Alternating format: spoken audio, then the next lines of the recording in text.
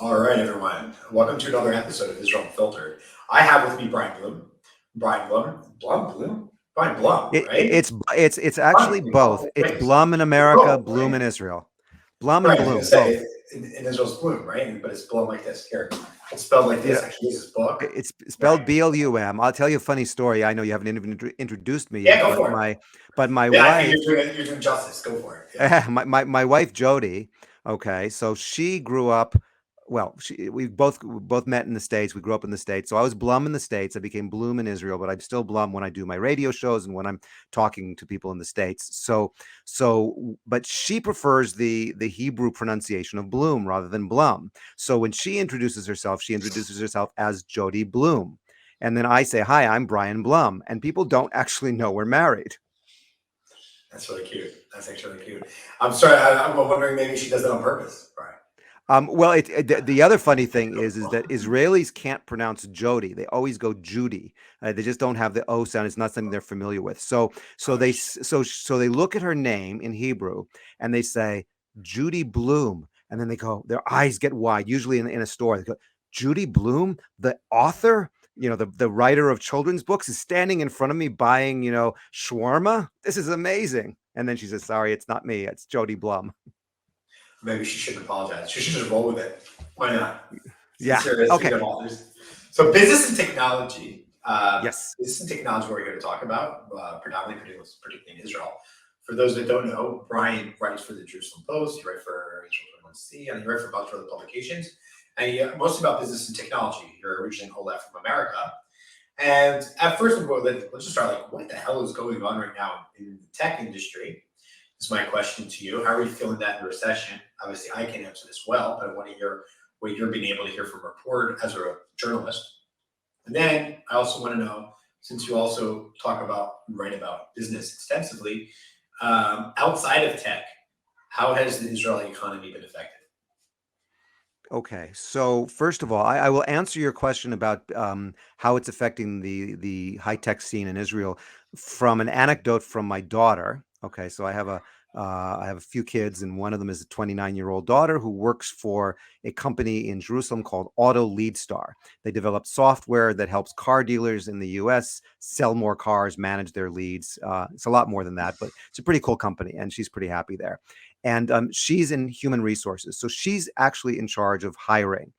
And so she's actually got a remit to hire like something like 50 people in the next few months. I mean, they're really staffing up. They just raised $40 million, so they're doing well as opposed to other companies. So her experience is the following: she is seeing layoffs all over the place, as we all are in Israel and as well as overseas in the U.S.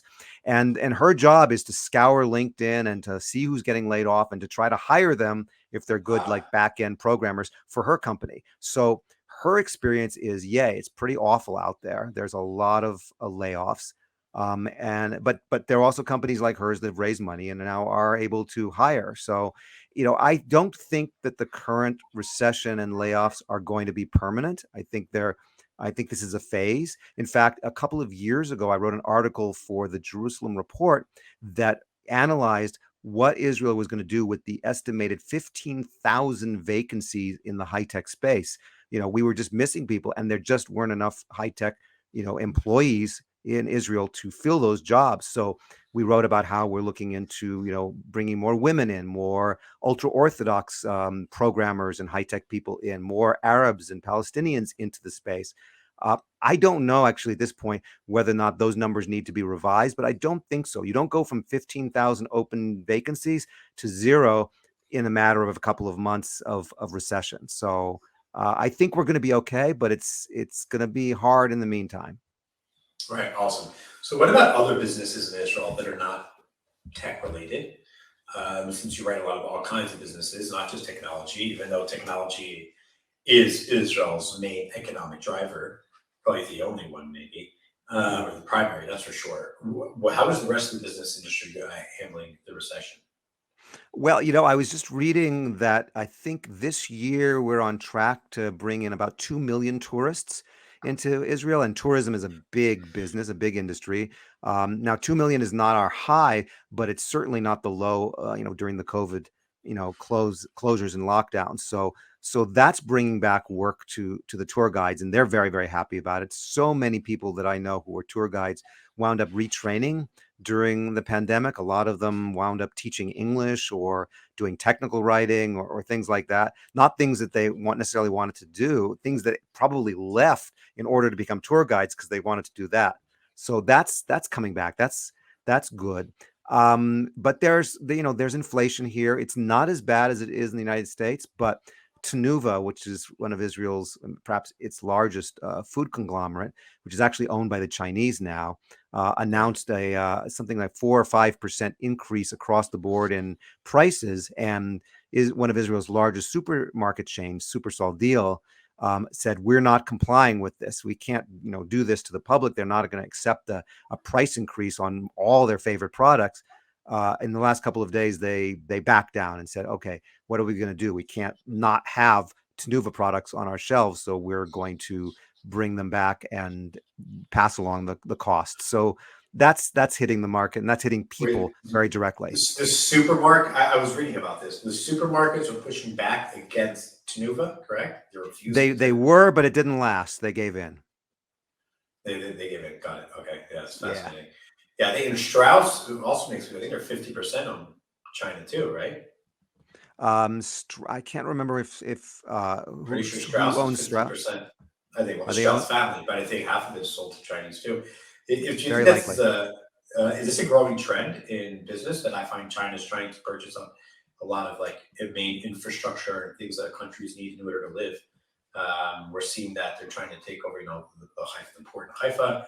Obviously, they're taking over all kinds of ports throughout Africa, and throughout the world, giving crazy debt and then taking over and literally owning other people's countries. Do you see how is China and obviously all the problems there? How is it affecting business with Israel? And do you think Israel is now a little bit more wary of China? I think that Israel was, was looking to China as a source of investment and a source of know-how. Certainly, China's, road and belt, system of building highways and tunnels and subways and whatnot all over the world has been advantageous to Israel. I mean, they can probably run the Haifa port better than anybody else. So that's that. Those are positives. On the other hand, the United States has been pushing back. To any country that is getting in bed with China, including Israel, and saying, "Hey, if you are giving so much, ownership and power to the Chinese, how do you know they're not bugging, the Haifa port? How do you know that they're not, Well, they obviously collect? are. Well, they probably are, but we, They are. They I are. Right? They're everything. well, we haven't heard that officially yet. So, Right. Well, before we but go they into wouldn't tell you, by the way. And right, I think right. there's a bunch of iPhones came out. And there was actually they were bugged a bunch of iPhones trying to bug Americans' iPhones, which is fascinating. Well, I think we could talk about from TikTok years and ago. how much their data they're Oh God, collecting yeah. on us there. Right. I mean, well, the hypocrisy of America, they want us to do all this stuff on China, but they haven't banned TikTok. And But it's but I think in Israel we welcomed the Chinese investment, and then the United States pushed back, and then COVID happened, and then the I think the closure of China, which we've seen as they've tried the zero COVID policy in China, has sort of tainted the world a little bit. I think China's moves or threatening moves towards Taiwan are that have gotten stronger recently are right. worrying the Also, they're West. responsible for coronavirus. So that's Well, also true. it started there. I don't know how it started. No, nobody really knows. We could get into an argument there, but we won't, because we won't. Neither of us will win. But I think the It's fun. bottom line It's fun is to that argue. the Israelis are becoming more wary of the Chinese, and I haven't heard of major Chinese investments or acquisitions. At least since COVID started, I think the Chinese have been preoccupied. On the other hand, our first autonomous car tests in Israel apparently will be NIOs, NIO, which is a Chinese electric car that will be outfitted with software and hardware technology from Mobileye. And so together, Mobileye and Intel, which owned Mobileye till Mobileye went public recently, and Chinese NIO vehicles will be doing autonomous taxi excuse me, autonomous taxi tests. There's a tongue twister there. Autonomous taxi tests in Israel. So the world is very interconnected. I think there's been some stepping back from China, but we're still here, and we're still going to be in bed together for a long time. Yeah, I think so too. I'm a little bit worried. I do think people are starting to open their eyes a bit to South China. I think the big eye opener was that the same reason why Israel is a little more worried about trusting Russia is that they found, I mean, Russia, right? They see they're using Iranian drones, but also China's in bed with Iran, North Korea, people that despise us, obviously, PLO, and we found our technology was stolen from the Chinese and was given to Iranians regularly. So this is something that should be worrying. I just don't think we don't. I think Israel doesn't take them seriously. I think we just outsource any kind of risk, not any, Mm. a bulk of it to America in a sense. Like, hey, you deal with it. You're the superpower. At the end of the day, you're going to lead the war. China's going to go to war against the West. It's going to be against America's going to lead that opposition. And so I worry that we don't take up enough leadership to stop totalitarianism, fascism, and human rights violations in China and what they're doing. So I hope that we're able to look out for our best interests. And there's more than things to business and money, and that's what fears me is that we get too money focused and obsessed. Do you think where has Israel's business expanded? What other countries are you seeing an increase in trade and development? Obviously, I mean, we mentioned China, and of course, we have, thanks to the Abraham Accords, we're seeing an increase in trade with Morocco. We're seeing an increase with the UAE, Bahrain. It started to see Sudan. I mean, there's probably very little there, but a lot's going on there also. Are you seeing any increase in trade with Israel in the West? Because so far we're just talking about mostly the East and the Muslim world. So Israel in the West, I mean, the United States remains Israel's main trading partner. Well, That was actually, Europe. Wasn't it Europe? That was Europe's um, main so yeah, exporter. you're right. Let me rephrase that. I would say that most of the high-tech startups that I talk to are targeting the United States first. So Correct. that that would be true. You're absolutely right. Europe is the stronger trading partner. It's closer. It's obviously easier to trade with a partner that's a few hours away by plane versus 11 to 15, depending on where in the United States you are. But most of the startups that I talk to target the US first. They have headquarters either in Silicon Valley or in New York or sometimes in Boston. And recently I actually talked to one company that was targeting Europe first. And I said, why? And they said, oh, no, that's just on our website. We're targeting the US first. So that said, I wanted to tell you just a quick story about an article I wrote recently for a publication. It's called The Circuit. I think it's a relatively new Jewish Israeli publication, and the article was about the It's in connections Hebrew. between. No, it's in English. Actually, it's in English. It's very good. I never heard of it. The circuit. So it's the circuit dot. It might be dot info or dot co. It's a tough one to. I I'm have to actually look up the searching it on my URL. phone. I'm with Okay, you right now. great. Yeah, so I can tell people. Yeah, go ahead. But the article was about the connections between Sheba Medical Center in Tel Aviv area and the Gulf region. Okay, so Sheba has set up cooperative arrangements with both the King Hamad American Missionary or American Mission Hospital in Manama, Bahrain, and also with a couple of hospitals and medical centers in Dubai. And the whole idea is that Sheba will be able to bring some of their innovation and some of the startups that they incubate in their own ecosystem. They have a program where they actually fund and incubate med tech startups at Sheba, not exclusively at Sheba, but they get to use Sheba's data and work on Sheba's patients, obviously with permission. And they're bringing some of that to the UAE and to the Gulf as a whole, because Bahrain's not in the UAE. And that was very exciting. And the people that I spoke to people in the Gulf. They were very, very excited. They were talking about, not only the technology, but exchange of physicians and patients. I asked them whether or not they thought patients were going to fly from Israel to the Gulf for treatment. That one they didn't think so, but they definitely are looking forward to patients from the Gulf coming to Israel and being treated here. So there's still a lot going on in that part of the world, and of course in the West as well. Yeah, it's actually the domain is it's called circuit.news. That news. There's Okay, a very good. yeah, there you go. Okay, yeah, and you see they have a lot here about very cool. Yeah, a lot of Middle East and gold stuff actually. Uh, Lovely. All right, so what about Israel's agriculture? Let's go through some industries here, right? So I mean, we're seeing Hmm. some changes in agriculture, mostly by the biggest changes AI, robotics, and things. They're going to be able to pick things. Are you seeing a lot of progress on that front? Because I remember now, reminds me of a lot of like environmental technology, like green tech. Is that you see Hmm. these really cool videos of robots picking strawberries or whatever that are ripe, etc. Then you find out that these technologies never actually move forward, aren't being implemented several years later. Seems like just a big PR hoax. We call it a hoax, but just PR push to try to get awareness and maybe funding. What's the state of Israel's agriculture and agri-tech? Is it possible that we'll see dramatic change, let's say in the next 10 years, when it comes to Israel's agriculture and also as an exporting business? I mean, I know it's already a big exporter for Israel, but what do you see? Uh, I mean, I think we're not going to see as much exporting of actual, physical products like fruits and vegetables. I mean, already, we do a lot of that, but that's not going to be the growth area. I think the growth area Right. is really in ag tech, agricultural technology. We were obviously, as most of the world knows, a pioneer, if not the pioneer, in drip irrigation, and that's now being used all over the world.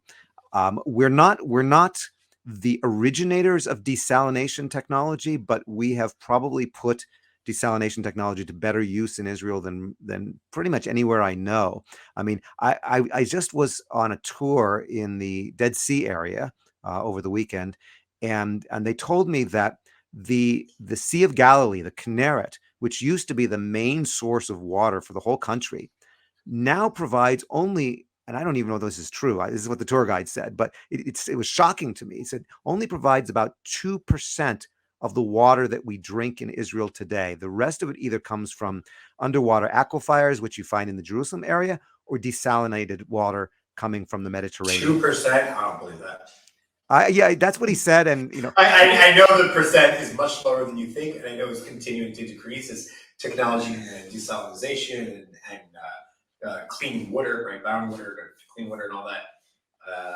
It is, but it could be maybe he meant reusable water, like hose water and regular. I don't know. I know that like agricultural water. Now they take brown water, which basically dirty water, water from your toilet is cleaned out, right? And then they're reusing that.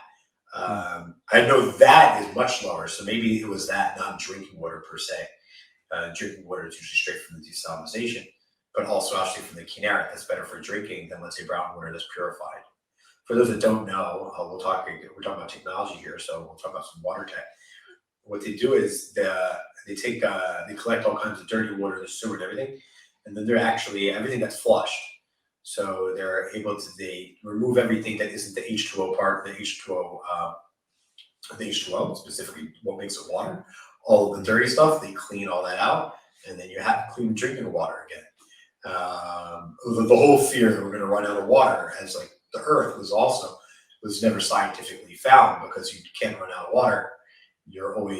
Water can always be repurposed. Water can always be there's always water around. It can always be simple. The technology's also been around for decades. It was far more expensive, and it wasn't being able to do at scale. But be able to create water. I know there's an Israeli. I think Israeli started that you can take a straw and drink contaminated water, and it will filter it in the Mm. straw, special straw. You can drink straight out of like creeks, and contaminated creeks and lakes or whatever, which is really cool, which is helping a lot of people in Africa as an example for them to be able to make sure they get clean water. Uh, Wait, just the I'll just interrupt you for a second because that Yeah, reminds please me of no. it reminds me of a product that we used.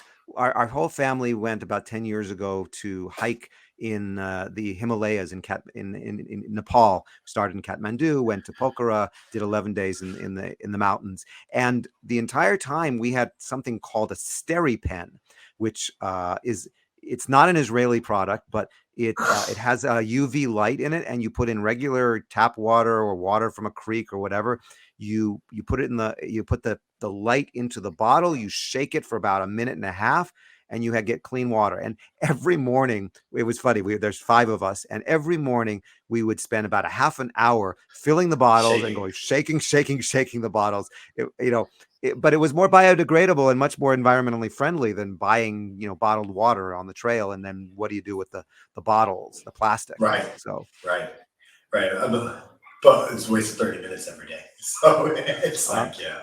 but I wanted to tell you about it. I mean, I do write a lot about ag tech, and one of the companies that really like I love this idea, and I've mentioned this like whenever I talk about ag tech because I think it's such an interesting and innovative idea. It's a company that makes flying autonomous robots that pick fruit from the trees. Okay, Right. Okay. so So, okay, there's another example of one of these things. I'm like, I saw this a couple years ago, even. okay. Not in real life, I think like a PR, and they're just like, how far away is this from actually being used at scale? These are in Israel, not just as a test and being developed. Like, when is it ready for commerce? Well, And so that's the thing about most they're of the cool things yeah. that I see like that. That's when it comes to agriculture technology, green technology, is that like, are these things actually marketable? Are they actually usable? Are they economical? You know what I mean? So I start to wonder, and I find a lot of these things end up failing, unfortunately. So, like, Mhm. is this actually in the market? And is this something we can expect to be seeing? I live in the orchards here, and Paris Khana is full of orchards. And I went for a walk today in the orchards. And when will I be seeing robots there picking produce? So most of the companies that I interview tell me, 2 to 3 years, sometimes 1 to 2. So, Yeah, they and keep and saying and they keep saying 2 to 3 every year. They say 2 to 3. right, and we also know that something like 90% of all startups fail. It's not entirely correct. It's maybe a little bit less than that, but most startups do not succeed in the end, and that's the normal process. So when I interview these companies today, you got to ask me 5 years from now, are they still around? I don't know. Breezometer, or breezometer. I don't know actually. I've never actually said the word breezometer. Brazil. So Breezometer actually did pretty well. They got acquired, and they basically use all kinds of sensors, publicly available data to check about air pollution and air quality level, down to the street level. So if I they know my started by a wife will guy. check it, the app every day. Do not download it; it'll drive you nuts. And she was Oh, like, "There's a okay, lot of pollution. Let's close the windows." I was like, "I can't live like okay. this."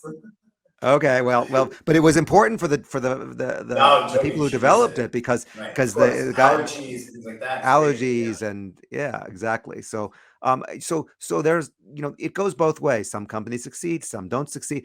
I love this robotic drone fruit picking technology because it solves a problem that we have all over the world, which is there are not enough people to work in the fields to pick correct, the fruit. Okay, in correct. California, they're not being able during the pandemic. You weren't able to get the foreign workers, mostly from Mexico, who would come into the central California regions to work in the fields. In Israel, Israelis don't want to work in the field, so we bring in Thai workers and Chinese workers and Filipino workers to pick the fruit.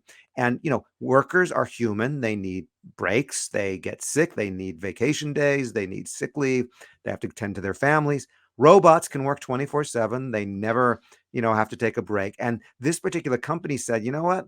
Let's not make them autonomous electric powered robots in the sense that they need a battery that has to then come down every hour or two to charge. But let's let's tether them. So they actually have a wire. So there's a base station. The robot Right. flies up. It has a wire, and so it never runs out of juice. That's why it can run 24/7. Nice, nice, smart. People were so used to things not being tethered, particularly if they're drones, and to think that Exactly. the smarter solution is actually to tether it, as opposed to saying, what could you make the battery stronger? How can we, make battery swap? So speaking of battery swaps, let's talk about Ooh. some of Israel's greatest failures. You like that segue? Wasn't that good? Speaking of Uh, some of Israel's greatest failures in business, we will talk about your book in a minute, total, okay. about um, a better place screwed up, to say the least. But what other would you say fails do you see, or let me rephrase. Well, okay, any fails you see specifically in Israel's business and technology, or do you see places where Israel or companies, industries were struggling to make any kind of traction? So in 2019, I, maybe you, along with, many, many Israelis, I don't know if it was hundreds of thousands or millions, were glued to our television sets watching the Bereshit lunar lander, Right. which was Yeah. going to land on the moon. It was part of the Google X Prize lunar landing program. It originally had a big cash prize. Nobody got the cash prize because they passed the deadline, but actually, Israel's Bereshit team got $1 million from Google just because they got close to the moon. So as we all know, Well, they got the to the Bereshit, moon, but they well, they crashed got into to the the moon. moon in pieces, They're exactly. actually So on the moon. But yeah. right, exactly. It's So just, the lander was supposed to land, and we were going to be the first to get this small washing machine sized lunar lander that was going to land on the moon. It wasn't going to last very long, but anyway, it crashed. And we were all watching, and the screen went blank, and there was silence in the room. Bibi Netanyahu was there, and everybody was like, "Oh my God, what happened?" And then they said, "We're sorry, the mission has failed. We'll see you all again another time." And you would think, and in some countries, in some places, that would be a career-ending mistake, a failure of epic proportions. But not in Israel. Not in wait, Israel. well, In I don't Israel, think so. I think there'll be. I disagree. I do agree. I do agree that a lot of places that we accept failure much more, and as Mhm. long as we fail forward, it's clearly failing forward. But I think a country that has very little, no space exploration, and tries to land something on the moon, and it gets literally, I think they said it was like 20 meters above the moon, and it crashed, which is just hilarious in a tragic way, right? 99.9999999% of Right, the way right. there. Like I'm not even exaggerating, right? Maybe more than that. And and it fails. But that is a success in its own right, right? Even though, like, ironically, or what's the saying? Shoot for the moon, even if you miss, you'll land upon the stars. So it's like, I think it's a very relevant. There's every time relevant to say that we shot for the moon, we got to the moon not how we wanted, but we ended up deep in space. Of course, the mission And itself was a yeah. failure, but Well, it to wasn't a fail. It wasn't a failure if you imagine what the goals were. The goals were, there were two goals. One was to get something on the moon, but the other was to inspire young people to go into right. STEM and to go into math and science and space tech. And from that perspective, it was a huge success. They met with so many young people, and they got young people to get excited about space again. And in fact, I'm actually working on a story right now for Israel 21C about trends in space technology coming out of Israel. And we're a small little I we're a love this small stuff. little country, a small little country with but we're probably the world's leader in small satellites. Satellites. We don't send big satellites up; we send small satellites. And why do we send small satellites? This is such an interesting point. I learned this from a woman named Hila Haddad, who is involved with the Israel Space Agency, and I interviewed her for this article. And she explained to me that because of where Israel is in the world, geographically, we can't launch satellites to our east, which would take us over, Arab countries that we traditionally have not had good relations with. So we launch them in the other direction, which goes against.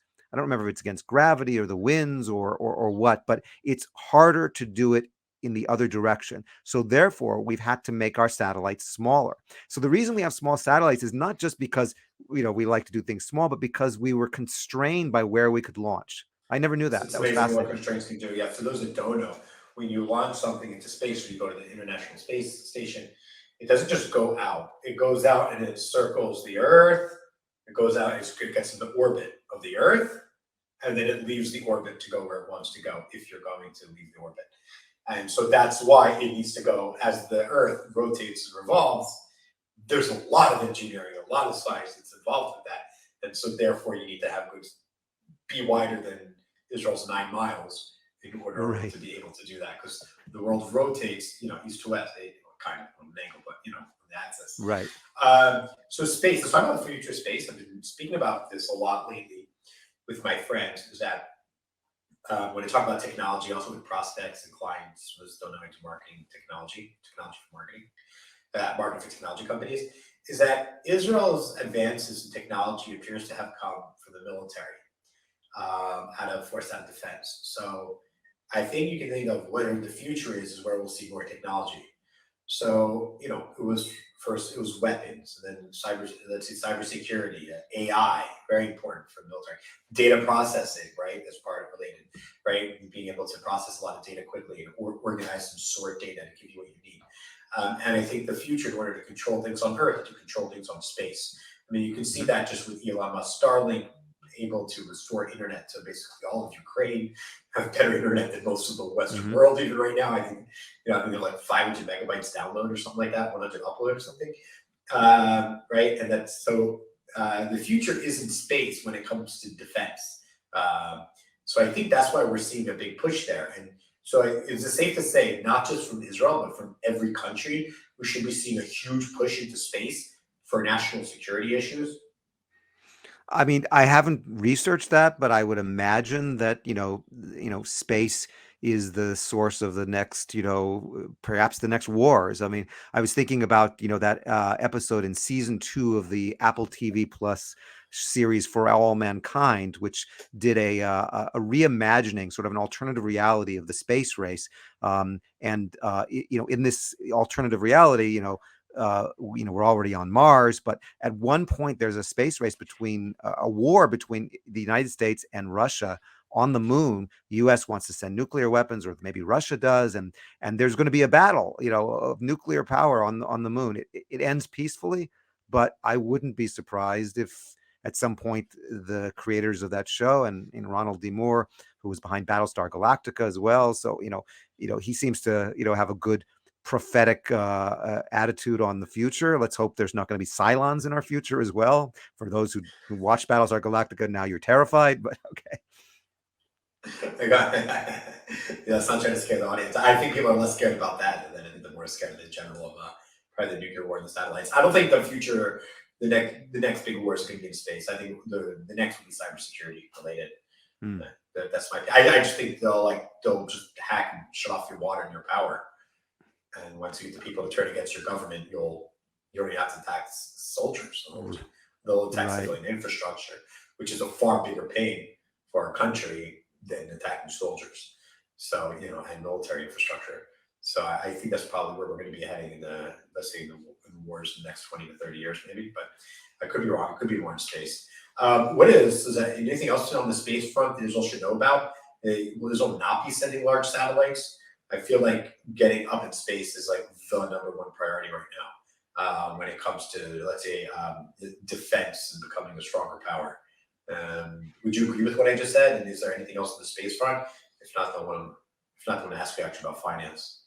Right. So some of the most interesting companies that are, space tech companies in Israel are doing sort of small things, but not military war defense, types of projects. So I'll just name a couple of them that I really like. One of them is a company that is making small electric powered, maybe solar powered plasma thrusters, tiny little rocket engines that can attach to like little tiny satellites. So some of those little satellites that Israel is sending up and other things. And why is this important? Because there is a space junk problem which is basically we've sent so much stuff into space, like satellites and other exploratory vehicles. They're going in low Earth orbits, and when they get up there into space and they lose their power or their usefulness or their life Connection. expectancy is done. They're just up there. There's no way to get them down, and space is getting cluttered such that it may be problematic to send up missions in the future because there's be going to have a collision with some of the space junk. One way to get the space junk out of the space is to put a little tiny rocket on the satellite so that you can maneuver it long after it's no longer functioning. I thought that was a fascinating, forward-thinking Israeli technology. Another one that I really loved is a company called Space Pharma, and what Space Pharma does is they make little tiny laboratories that they can either fit in their own satellites or send to the International Space Station, or even they're planning to send one on the Breshit 2, which is the follow-up to Breshit, which is one of the reasons why Breshit wasn't a failure, because we're already doing the second one, which launched sometime in 2024, 2025, but put one there, and they can do experiments, pharmaceutical experiments in space. And it turns out there's a lot we can learn from zero gravity drug development. It's faster. Wow, I interesting. don't, we learn things that we don't know if we do it on the ground. And so that's what this company is doing. And that's an amazing use of Yeah, but space tech. aren't there like, do we have the technology to make a certain place like zero gravity in a sense? Here Like on Earth. indoors. Yeah, like I know NASA has some like zero gravity places too, so astronauts can train and all that. That it wouldn't work there. That I did not ask that question when I interviewed them, so I don't know. But they're All right, betting we'll see. on We'll actual follow up. space. Okay, but Generation Two would do that in the next couple of years. Is it going to do the same thing? Is that the same goal? Is just to get to the moon and land and just do some, I don't know, geology and science, or is it the same goal, or are they trying to do more than that this time around? I mean, I've read all kinds of crazy thoughts. I mean, ideas about mining the moon for minerals and sending those back to Earth, Yeah, putting moon bases on the moon and as well as on Mars. And there you've got an interesting company. that's inevitable. That's going to happen. Yeah, I read recently that they found two minerals not found on Earth on an asteroid, on a meteor. wow, Sorry, that I would read be that just like cool. 2 weeks ago. I was thinking Which about this makes you really. wonder, right? Imagine what that's worth. Just that piece of junk rock, space rock. Well, I mean, yes. I mean, again, I haven't studied that, but I was going to mention another company called Helios, an Israeli space tech company, and what they do is they actually have a way of they take the soil from the moon, and I suppose they could do this on Mars as well. They heat it up to like impossibly hot temperatures, essentially melting it, and then they can separate it and extract out oxygen from moon dirt, moon soil. And this is incredibly important because if you're going to put a base on the moon, you need to have a replenishable supply of oxygen. You can't just send it up from Earth, you'll run out. And you need oxygen both to breathe, and you also need it for the fuel that will get the people back from the moon to power the rovers that are on the moon or on Mars. So again, another small but important piece of it's not a rocket, it's not SpaceX, we're not sending big rockets to the moon, although we do send Israeli astronauts to the moon. But these small pieces can, this is what Israel's great about. We do things small but important. Right. Israel has sent astronauts to the moon. Am I missing something? I'm sorry if I said the moon. That was my error. We sent obviously Astronauts to space. Yeah, yeah, yeah. Okay. Ramon and then Robo. Eitan Stib. But yeah, Okay. To I space, not to misspoke. the moon. Yeah. Yes. Okay. Very interesting. Okay. Quick question about business finance. I always wondered why, with given how many Jews are so successful in finance in London, New York, and throughout the world. Hmm. How has Israel positioned herself, or Tel Aviv in particular, or to make itself a financial hub? I feel that they're declining in their status, both New York and London. And they have governments both locally in the cities and whatnot that isn't so friendly to the financial industry. What? Why hasn't Israel done this? I mean, I study finance, and I remember I was Hmm. interviewing at KPMG, and it was like 6,000 shekels a month, and I was like, "This is a joke." Like MBA, like, and they're like, "Yeah, it really doesn't pay well. Like unless you're like the top 10 people in Israel, no one's getting paid at all in finance. I mean, very, very low salaries, very low opportunities to do things and grow. Hmm. Why is Israel's finance industry so slow, so underdeveloped, or what's up with that?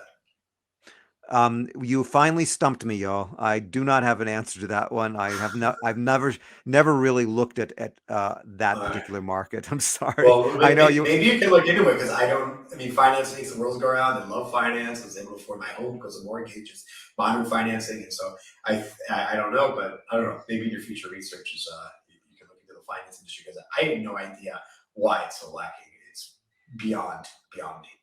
I So mean, I know your book. I was going to argue something about politics, because I mean, I was just thinking about the fact that the and we didn't say we were going to get into politics now, so I will just state this as an objective fact rather than put a spin on it. But the two candidates in the potential incoming coalition led by incoming Prime Minister Netanyahu for the finance ministry, for the treasury, are two people who have very little knowledge of finances. So Bezalel Smotrich, from the Right. religious Zionist party. Say what you will about his politics, but he's given interviews where he says, really, I don't know anything about finance. Well, he's going to be potentially the finance minister, and maybe Right. rotating with Aryeh Deri, Yeah, I'm more who worried about that. well, I mean, he definitely knows about finances. He knows how to be corrupt and steal things and get thrown in Right, jail right, for right. bribery and He went to jail for like 25 years. I'm more well, worried about the fact that he's a socialist. That's what worries Derry, not you well, know that's also that's a bigger. I don't know. it's a The politicians that are crooks it's a don't weird mix. I surprise mean, me and don't disappoint me. right. That doesn't bother me as much as like how good are you going to be for the economy? The finance minister better not be a socialist. Unfortunately, Right. to Well, I don't know how you go from because socialist. Smotrich is like a staunch free market capitalist, and Yeah, how do you? I'm not worried about Smoochers. I agree that he's ignorant. I mean, look, but Yair Lapid said to Bibi in an interview years ago, "I don't understand the economy, basically like you do." He said that he Right. doesn't understand economics at all. Again, but if you have kind of guiding principles and the right people around you, you can be fine. Smoochers is a free market person. You might not understand it, but his values are right. So I wouldn't be worried. I'm more worried about Derry, he's a socialist.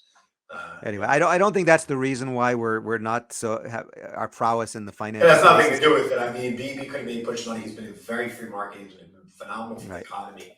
And he was finance minister. He did actually tremendous reforms. Maybe his reforms are relevant for the time. If he'd be finance minister today, maybe he would be interested in developing this industry. But I think it's below the prime minister. I think maybe probably the finance minister would be more relevant. We'll see what Smotrich does. I'll be hopefully optimistic, as I said, for every politician coming in. Not every, but Right. mostly. So talking about your book, we talked about so those that don't know, this man's an author. Look at this. This is super thick. There's that much to write. Better Place. So for Yeah. those that don't know, I was so excited about it. But I want to start with one thing.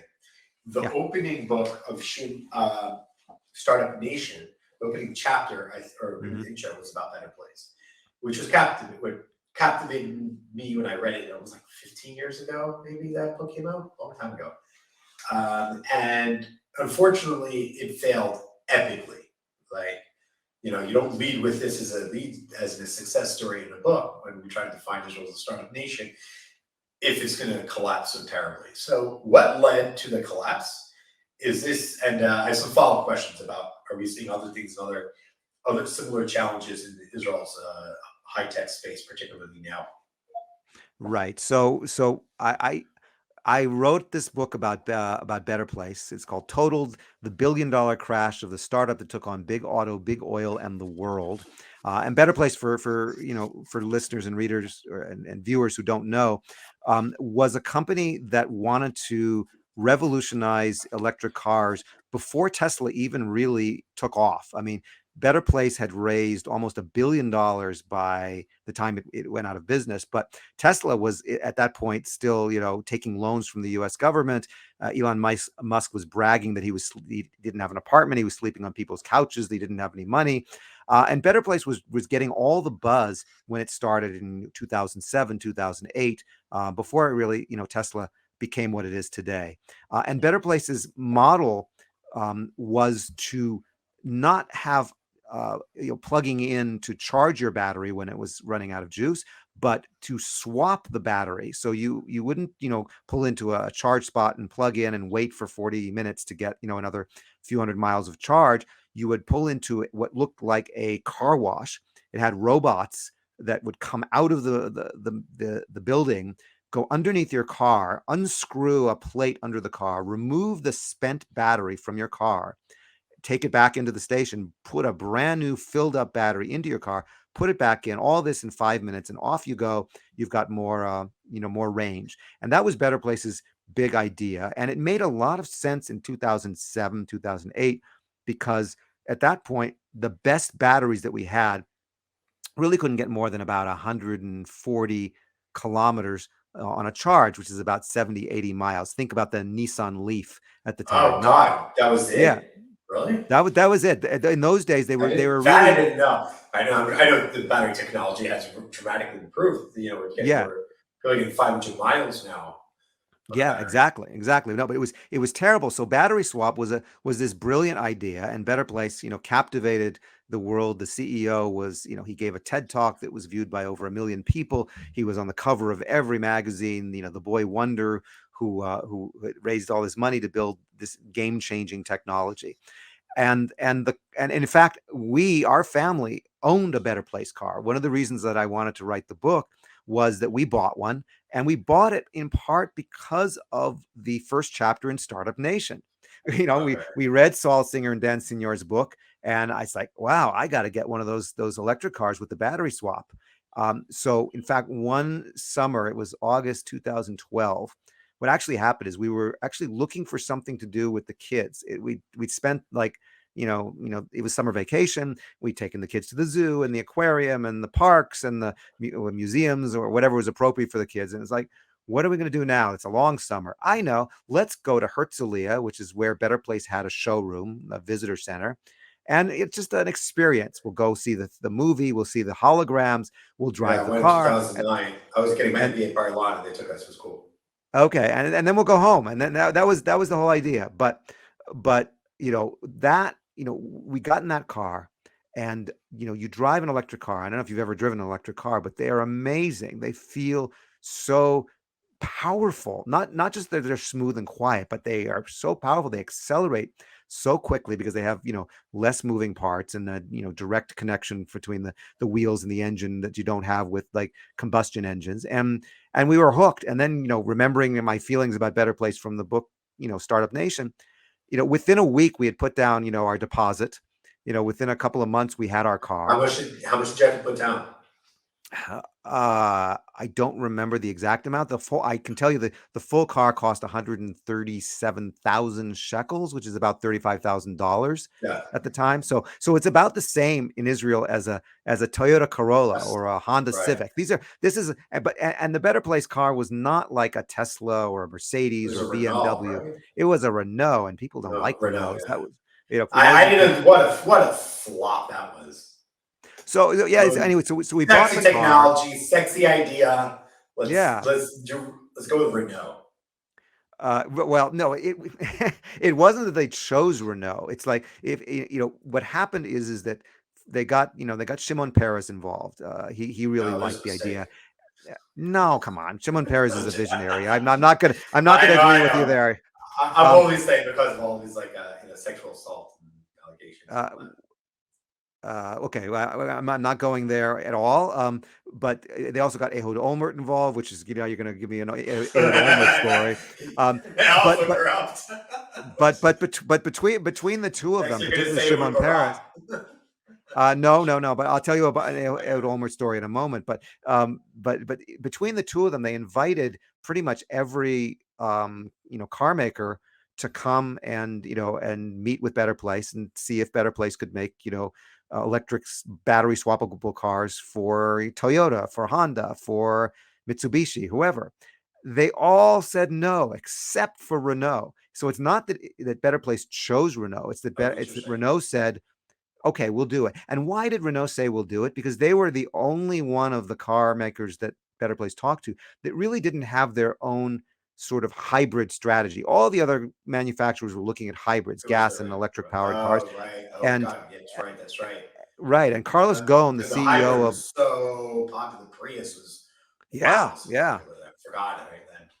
And This Carlos is such Ghosn, a the time CEO, machine, this conversation. We're talking 15 years ago. well, that's true. I was just going to say, Carlos Ghosn, the CEO of Renault and also of Nissan, the two joined together. He's now in exile in Lebanon. That's a whole nother story. He What? was he. You That's don't know this interesting. story? He was in No. Japan.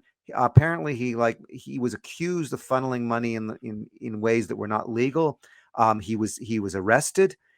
Somebody broke him out, smuggled him out of the country in, like, a suitcase or a trunk or something like that. He arrived in Beirut. He's got Lebanese roots, and that is where he is today, in exile in Beirut.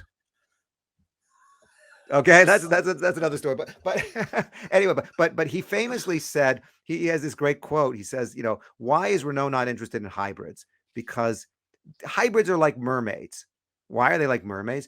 When you want a fish, you get a woman. When you want a woman, you get a fish. they're neither one or the other. So he didn't have a That's hybrid strategy. So along comes Better Place with a electric car strategy, and he said, okay, let's do it. And that was basically the backstory. I know you're going to ask me another question, and I sort of hinted about my Ehud Olmert story, so I'm going to give you that yeah, story, go and then I'll ahead, let go you for it. ask more questions. Yeah, yeah, yeah. So in the course of writing the book is, I think, 350 pages, and I think there's about 100 pages of footnotes or endnotes, because I wanted everything to be documented so that nobody would come back and say, you made that up, or that's not right, or that's, nobody was going to sue me for libel if I made sure every quote was attributed to somebody, who told me that. Now, one of the interviews that I did, probably the most important one of all, perhaps, was with Idan Ofer, who was the chairman of the board of Better Place, also its first investor, also a sort of a dirty coal kind of guy, owns the Dead Sea Works and various shipping lines, Zim shipping lines. Anyway, he wanted to sort of clean up his act, and he saw electric cars as a way of making his business look less dirty and polluting. So I got an interview with him. Amazing interview, actually. I mean, I've never met like a billionaire before, and he at the time was Israel's richest man, lived in a penthouse at the foot of Rothschild Boulevard in Tel Aviv. So it's Wow. one of the nicest buildings in the country, and he has the whole penthouse. Okay, views of the Mediterranean and the city, his private butler, everything. I'm interviewing him. We're talking for a while. He's being very open. He's been very very outspoken. And then the doorbell rings. Who could it be? I wonder who's going to be at the door. The butler goes and gets it, and in walks Ehud Olmert. I told you I'd tell you that story. Walks former Prime Minister Ehud Olmert. Sees me, comes up to me, puts out his hand, shakes What year my is this? hand. What year is this? This was 2014, This I think. is It was right, maybe 15. It was right before he went to jail. Because he also, Lord Lord. that's what we do with our prime ministers and presidents. We send them to jail. That's anyway. Yes. But he was so personable, incredibly personable, that I walked away going, oh my goodness, that's why he became prime minister. I mean, it's not just that Uh, he was, maybe a good manager or a good politician, but he had charisma oozing out of him. If I had not known, well, actually, I did vote for him once, but if he had not been going to jail and was running again, I mean, after I met him, it's like he would have had my vote. I mean, it was right, it's amazing. that good. So, okay, Yeah, now when back you're at back to that you. top calibers of politicians, phenomenal charisma. Everyone's attracted to charisma and that personality. So, all right. So, first off, do you think Better Place has any? Let's say it was relaunched the technology for a minute. Is there no Mhm. use for it today? You think, like even for like Tesla, people want to go across highway. Like, people don't want to wait for their car to charge. Don't you think, like, let's say cross highways, like in America or Europe, people that go for longer drives, probably mostly America and Australia, I'm thinking in China, Mhm. think of massive countries. Uh, wouldn't wouldn't that kind of technology still be relevant? Well, it's a super interesting question, because that was my contention after I wrote the book, and when I would give talks about the book. I would usually end it by saying, the people have voted. They don't want battery swap. They want fast charge. They want to have an experience that's similar to what they have with the gasoline powered cars. They go into a station, 5 minutes later they leave, but they want to just plug in and fill it up. They don't want to like do the whole battery swap thing. That was the conclusion I came out with. But then you start to have battery swap companies popping up again. Neo, who I mentioned earlier, that's going to be providing the autonomous vehicles for the Mobileye taxi test in Israel, is a Chinese manufacturer, and in China at least they do battery swap. In America, there's a company called Ample. What do? They're building battery swap with portable stations. Now they're all trying to improve on the failures of Better Place in terms of its design, which was very expensive. Swapping stations that had to be dug down deep to put all the batteries. They had to be cooled to a very, very cold temperature to keep the batteries from degrading. And these new options from Ample and Neo and others, they're much more portable, much more modular. They don't have to dig down. You can move them. And then there's companies like Gogoro, which is an Asian battery swap company for micromobility, so for scooters and e-bikes, which Wow. is actually makes a huge amount of sense. They're building like kind of like vending machines with like batteries in them. Your electric scooter is out of batteries. You go to a vending machine, you take your battery out. It's small. You've all seen how people take those batteries and bring them upstairs so nobody steals the bike with the battery. You take it out of the scooter, you put it in the vending machine, take a fresh one out, put it in the scooter, and you're off. That's probably takes you 30 seconds. So battery swap is not dead. But I think what's more interesting is companies like StoreDot, which is an Israeli tech company, which I've written about actually a number of times, and I'm quite enamored with this company. They have technology which now has been shown to charge up a electric car battery. You get 100 miles in 5 minutes of charge, and they're trying to Wow. improve that to be 200, 300. But their goal is 5 minute charges, and you're in and out, and that I think is the future. You'll have the ability to charge up, in the way that we do today, but much faster and without the battery degrading. And, it's going to be tough because Better Places battery technology is not compatible with StoreDot's battery technology. So there's going to be a fight between the two. And there's all kinds of other battery technologies coming out, not necessarily from Israel, but batteries that don't use lithium, but that use graphite, that use ammonia. Well, ammonia is more for like tractors and things like that, but they're silicon and sand based, electric batteries. Very, very interesting stuff. And this actually brings us back to our space tech conversation, because one of the companies in Israel is building observation, satellite telescopes that can find minerals on Earth. So find like lithium, which is what's used in most batteries. Where are the lithium deposits? We can't tell by just sort of driving around, but from space they can. So so much cool stuff happening. I don't know where it's going to go, but I do know that electric cars will be the norm, within 10 years. That's really cool. Awesome. So I recommend check out Total. It's a great book to really learn about Israeli technology. It's really good interviews. If someone wanted to follow you, where would they find you? They can, well, Total's website is a very simple one, Brian Blum, BrianBlum.com. Beyond that, I have a company website, my name, Blum, interactivemedia.com, bluminteractivemedia.com. I write for the Jerusalem Post, for Israel 21C. I'm on LinkedIn, Facebook, all the usual places. Awesome. Brian, thank you so much for joining us on Israel Unfiltered. It was my pleasure.